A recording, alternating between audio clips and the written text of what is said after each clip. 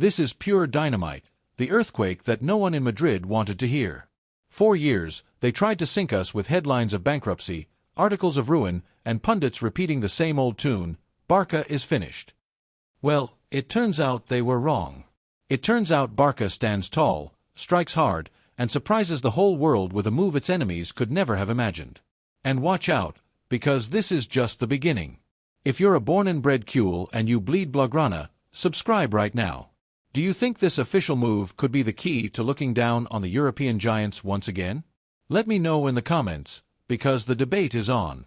Because while they declared us a financial corpse, the reality is very different. The Blaugrana leadership, led by Joan Laporta, is preparing a high-level commercial deal with a Saudi company. And of course, this is sending Madrid into hysterics, because if there's one thing Madridistas can't stand, it's the idea of a resurgent Barça, a Barça breaking free from economic asphyxiation and regaining strength just as they bask in their eternal, self-proclaimed stability. This isn't just about money, it's about pride, survival, and ambition. It's about breaking the unfair chains of financial fair play, which for years have been used like a Molotov cocktail against Barça, while other state-backed clubs spend without control. It's about restoring the energy of a giant club that never surrenders, even as the blows rain down from every direction. This potential sponsorship means the collapse of the narrative spun by hundreds of pundits. Because once Barça enters an alliance of this magnitude, the story of the poor club crumbles. The farce of portraying Barça as a bankrupt team falls apart. It destroys them, and that's why they're screaming. To those who criticize, we need only remind them of one thing. Barça has never sold itself to a sovereign wealth fund, never lost its identity as a members club, never handed over its decisions to foreigners. What we're doing is forming simple alliances to strengthen what already exists, a centennial institution more alive than ever, more rebellious than ever. The recent history of FC Barcelona can be summed up in one word: control. Financial control exercised harshly, with a magnifying glass and rules that seemed designed specifically to prevent us from growing.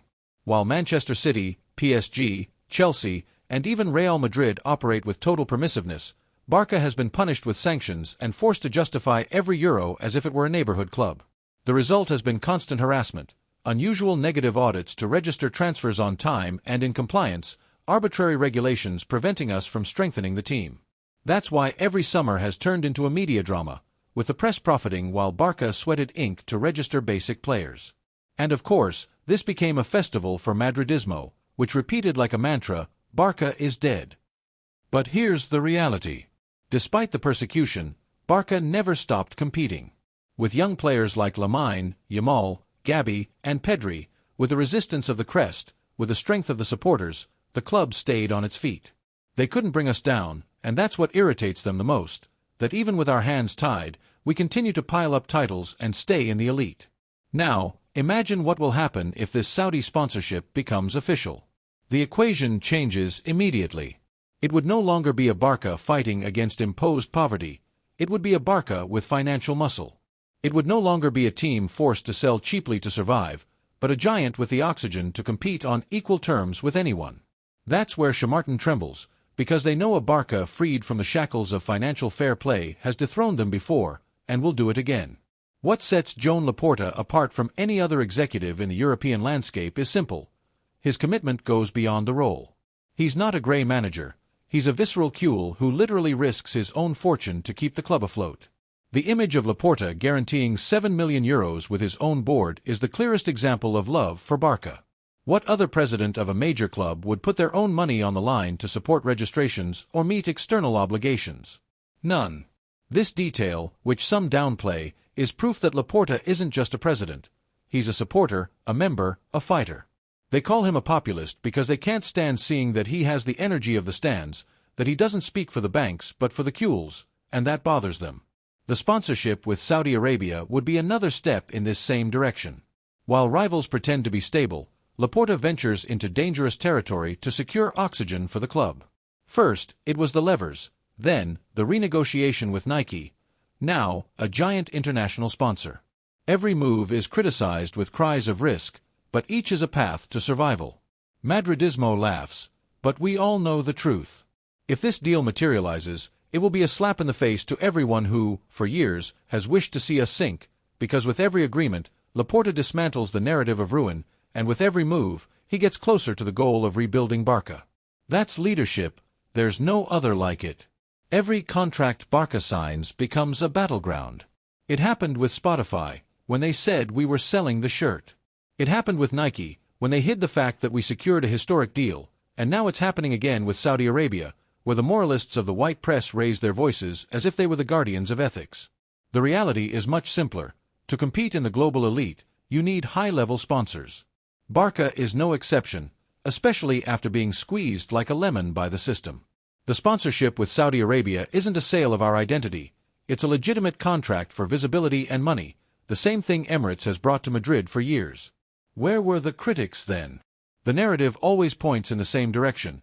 If Barça does it, it's wrong. If someone else does it, it's global expansion. This double standard is unbearable, and at the same time, it's fuel for cool pride, because we know every criticism is born out of fear.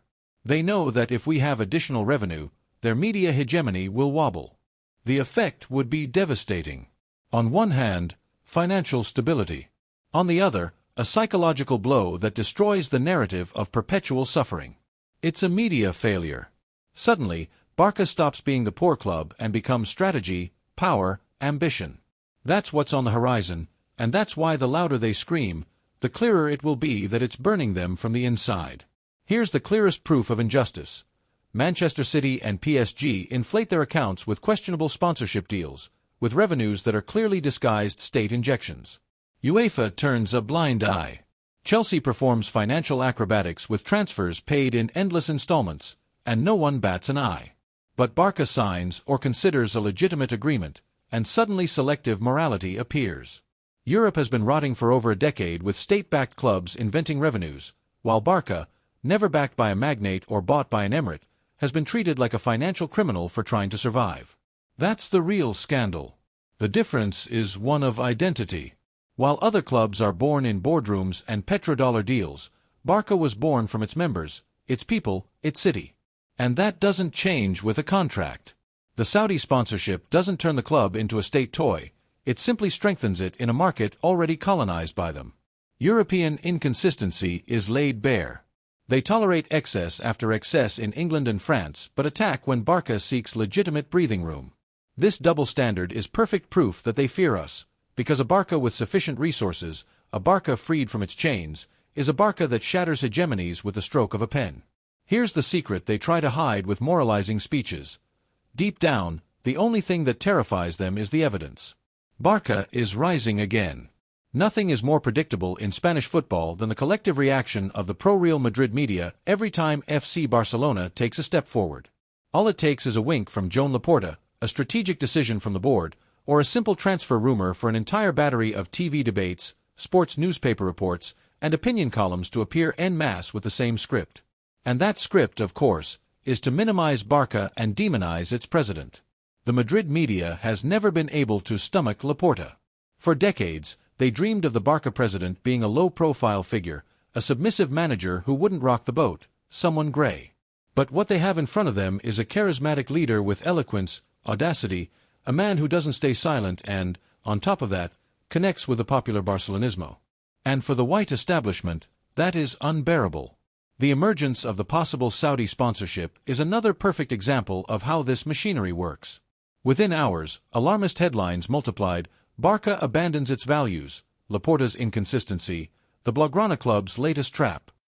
They disguise themselves as moralists, but deep down, there's fear, because everyone knows a financially strengthened Barça blows up the narrative that we're a dying club. If they were truly so puritanical, they would have cried scandal when Real Madrid signed with Emirates or when entire Super Cups were moved to Saudi Arabia. But then, there was silence. No one talked about losing essence then. The argument was international expansion. The double standard couldn't be clearer. The media narrative has one goal: to erode Laporta until he becomes the villain. They paint him as an opportunist, a leader walking a tightrope, when reality shows the opposite. He's the president who bets everything to keep the club standing. And what hurts them the most is that he connects with the masses.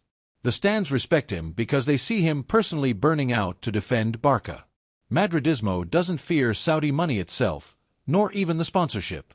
What terrifies them is that Laporta, the same man who humiliated them with Ronaldinho, Eto'o, and Guardiola, is once again the one designing the Cule resurrection.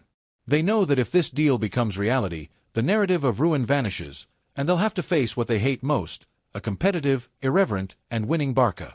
That's the real heart of the matter. That's why they mount the media circus and flood social media with insults and mockery, because behind the noise lies the panic of imagining Barça triumphing again on the fields that matter, on the pitch and in Europe. We can't fool ourselves. Any mention of Saudi Arabia in football comes with controversy. They've bought entire leagues, lured stars with irresistible contracts, organized Super Cups and World Cups with giant checkbooks, and transformed themselves into indispensable investors in global sports, like it or not. And in this context, it's natural, even logical and necessary, for Barça to explore the option of Saudi sponsorship. Why now? Because the club needs immediate revenue to close the financial fair play loop. Because after so many sacrifices and guarantees, it's vital to have financial stability that doesn't depend on improvisation. And because while others are already fishing in these waters, Barça can't afford to stay out due to false moralizing. If this deal materializes, it would mean at least three things. First, guaranteeing million-dollar revenues that would go straight to the balance sheet. Second, expanding the Barça brand in the Middle East, a region that doesn't just consume football but collects it. And third, delivering a media blow to those who have slapped the bankrupt club label on us. In an instant, that label would fall away on its own. Of course, there will be noise. Of course, hordes of white press journalists will tear their clothes, accusing Barça of inconsistency, but we all know this outrage is selective. Didn't Saudi Arabia offer millions to Real Madrid to host the Super Cup there year after year? Didn't Saudi Arabia negotiate with European clubs behind UEFA's back to attract talent? And when that happened, the press stayed silent. But when Barça considers it, suddenly it's a global scandal. The important thing is to understand that this doesn't turn Barça into a private company or a financial toy. The club still belongs to its members. Decision-making power remains in the hands of the Cules. The only thing that changes is that there will be fresh resources to compete, and that's the essential difference. Critics can say their piece, but the truth is that Barça cannot afford to lag behind. If Saudi Arabia is already playing in the first division of global football, Barça has every right to ensure its history and crest remain standing with real revenue. And when that step is taken, it will also be a direct missile against Madridista morality. Thank you.